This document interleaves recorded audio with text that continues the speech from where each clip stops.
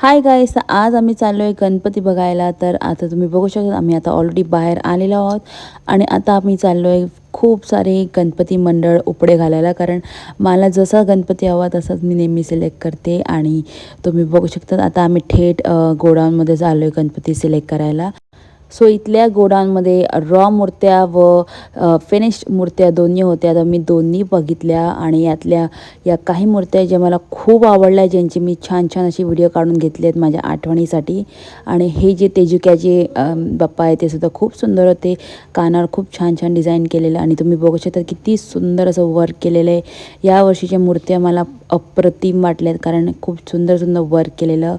आणि मी खूप साऱ्या मूर्त्या बघितल्या जसं की पी-ओ-पीमध्ये, मातीच्या या फिर पेपरवर्कमध्ये. तर आता तुम्ही बघू शकता मी आता नेक्स्ट पंडाळमध्ये आलेले आहे मूर्त्या बघायला आणि ते खूप छोट्या छोट्या लहान लहान मूर्त्या होत्या.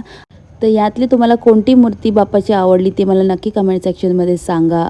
आणि माझ्या बाप्पांची तुमची भेट माझ्या ब्लॉगमध्येच होईल. तर तोपर्यंत गणपती बाप्पा मोरया.